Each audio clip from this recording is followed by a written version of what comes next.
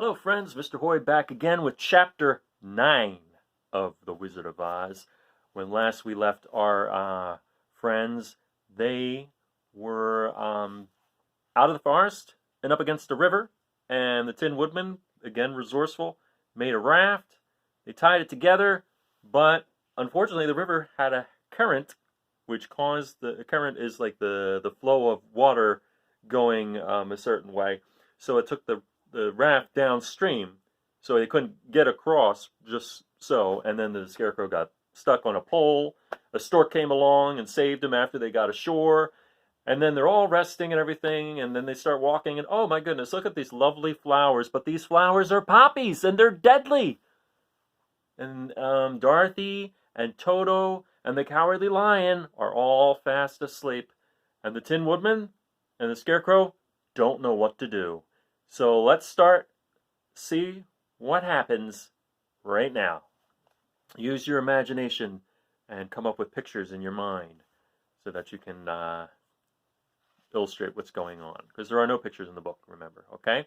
So this is called Chapter 9, The Queen of the Field Mice.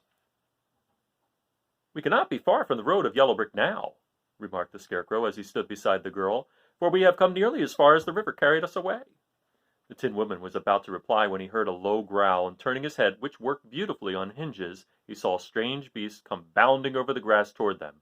It was indeed a great yellow wildcat, and the Woodman thought it must be chasing something, for its ears were lying close to its head, and its mouth was wide open, showing 2 rows of ugly teeth, while its red eyes glowed like balls of fire.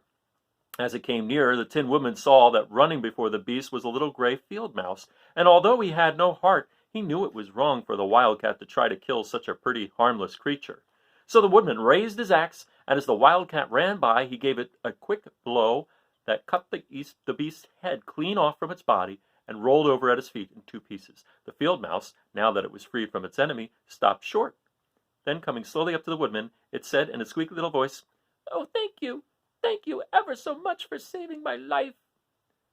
"Don't speak of it, I beg of you," replied the Woodman. "I have no heart, you know, so I am careful to help all those who may need a friend, even if it happens to be only a mouse." "Only a mouse!" cried the little animal indignantly. "Why, I am a queen, the queen of all the field mice." "Oh, indeed," said the Woodman, making a bow. "Therefore you have done a great deed, as well as a brave one, in saving my life," added the Queen. At that moment several mice were seen running up as fast as their little legs could carry them, and when they saw their queen they exclaimed, "Oh, your Majesty, we thought you would be killed! How did you manage to escape the great wildcat?" They all bowed so low to the little queen that they almost stood upon their heads. "This funny tin man," she answered, "killed the wildcat and saved my life, so hereafter you must all serve him and obey his slightest wish." "We will!" cried all the mice in a shrill chorus, and then they scampered in all directions, for Toto had awakened from his sleep, and seeing all these mice around him, he gave one bark of delight and jumped right into the middle of the group. Toto had always loved to chase mice when he lived in Kansas, and he saw no harm in it. But the Tin Woodman caught the dog in his arms and held him tight, while he called to the mice, come back, Toto shall not hurt you." At this the Queen of the Mice stuck her head out from underneath a clump of grass and asked in a timid voice, "Are you sure he will not bite us?" "I will not let him," said the Woodman, "so do not be afraid." One by one the mice came creeping back, and Toto did not bark again, although he tried to get out of the Woodman's arms, and would have bitten him had he not known very well he was made of tin. Finally one of the biggest mice spoke. "Is there anything we can do," it asked, "to repay you for saving the life of our queen?" "Nothing that I know of," answered the Woodman. However, the Scarecrow, who had been trying to think, but could not because his head was stuffed with straw, said quickly, "Oh, yes! You can save our friend, the Cowardly Lion, who is asleep in the poppy bed." "A lion!" cried the little Queen. "Why, he would eat us all up." "Oh, no," declared the Scarecrow. "The lion is a coward." "Really?" asked the Mouse. "He says so himself," answered the Scarecrow, "and he would never hurt anyone who is our friend. If you will help us to save him, I promise that he shall treat you with all kindness." "Very well," said the Queen. "We will trust you. But what shall we do?" "Are there many of these mice which call you queen and are willing to obey you?" "Oh, yes, there are thousands," she replied. "Then send for them all to come here as soon as possible, and let each one bring a long piece of string." The queen turned to the mice that attended her and told them to go at once and get all her people. As soon as they heard her orders, they ran away in every direction as fast as possible. "Now," said the Scarecrow to the Tin Woodman, "you must go to those trees by the riverside and make a truck that will carry the lion." So the Woodman went at once to the trees and began to work, and he soon made a truck out of the limbs of trees from which he chopped away all the leaves and branches. He fastened it together with wooden pegs and made the four wheels out of short pieces of a big tree trunk. So fast and so well did he work that by the time the mice began to arrive, the truck was all ready for them. They came from all directions, and there were thousands of them, big mice and little mice and middle-sized mice, and each one brought a piece of string in his mouth. It was about this time that Dorothy woke from her long sleep and opened her eyes. She was greatly astonished to find herself lying upon the grass with thousands of mice standing around and looking at her timidly, but the Scarecrow told her about everything. Turning to the dignified little mouse, he said, "Permit me to introduce to you Her Majesty the Queen." Dorothy nodded gravely, and the Queen made a curtsy, after which she became quite friendly with the little girl. The Scarecrow and the Woodman now began to fasten the mice to the truck, using the strings they had brought. One end of the string was tied around the neck of each mouse, and the other end to the truck.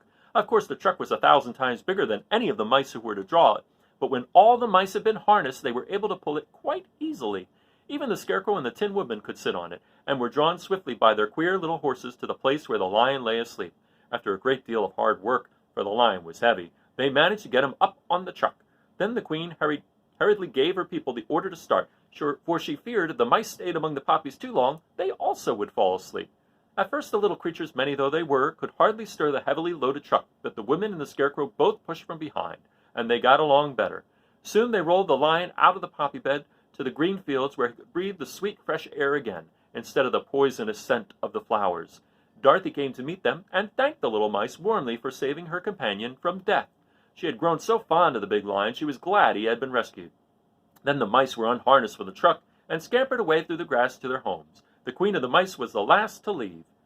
"If ever you need us again," she said, "come out into the field and call, and we shall hear you and come to your assistance. Goodbye."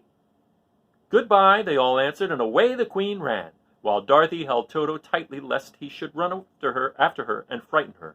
After this they sat down beside the lion until he should awaken, and the Scarecrow brought Dorothy some fruit from a tree near by, which she ate for her dinner.